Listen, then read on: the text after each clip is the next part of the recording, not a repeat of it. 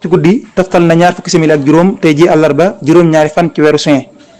bokk na ci li ñu amoon yéene baax leen ko tey suba ci xabaar mu ngi révélation bi nga xam ne këru xabaar gi di Seneweb ñoo ko bind wax ne daal bokk na ci li nga xam ne ku tedd Cheikh Ahmadoul Mountakha xalifa général des mourides seq na ko waxtaan ak kilifa réew mi son excellence président Macky Sall bi mu fi ñëwee ñu ànd ci loolu yi nga xam ne moom la Seneweb wax ne moom la ñuy waxtaanee ñoom ñaari kilifa yooyu ak ay leeral. kii nga xam ni moo di njiitu réew mi muy son excellence le président monsieur Macky Sall bi nga xamante ni bii bërki bi demoon na ci dëkk bii nga xam ni moo di Touba am na ay xibaar yoo xam ni for nañ ko ci ay xibaar yoo xam nag nañ ko daanelee moo di ne jarul ñu ciy jàpp lu bari ay suspicion la maanaam daal ay nit wax la ci ay waxi couloir maanaam ay waxi mbedd yoo xamante ni bii rot na ca muy loo xamante ni bii waxuñu ni président Macky Sall moo ko wax waxuñu tam ni xalif général des mourides Mountakha Mbacké tamit moo ko wax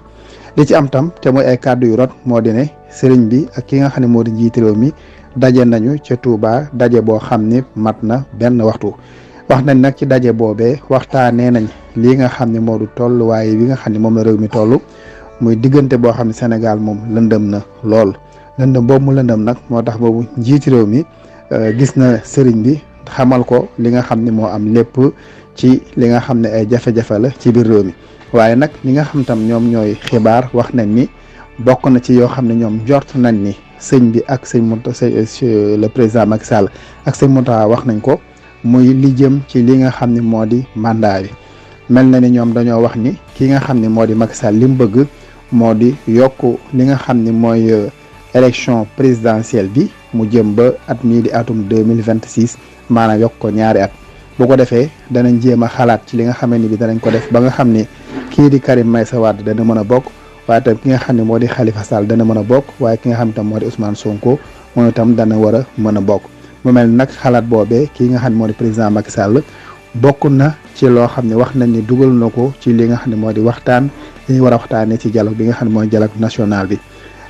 moom tamit wax na ni bi nga xamante ni bi wax na loolee sëriñ bi amul benn kàddu boo xam ne dugal na ko ci waaye tamit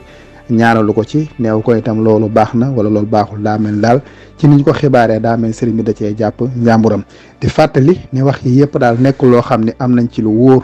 ci ni sëñ beeg si Mountakha moom lañ wax waaye daal li am solo mooy am na ñenn ci ay xibaarkat yoo xamante ni bii fësal nañ li nga xam ne moo di wax ji waaye tamit leneen li nga xam mooy li ci am tam mooy ki nga xam ne moo di président Macky Sall nag li tax mu bëgg a pousse élection ba 2026 bokk na ci nee na fexe ba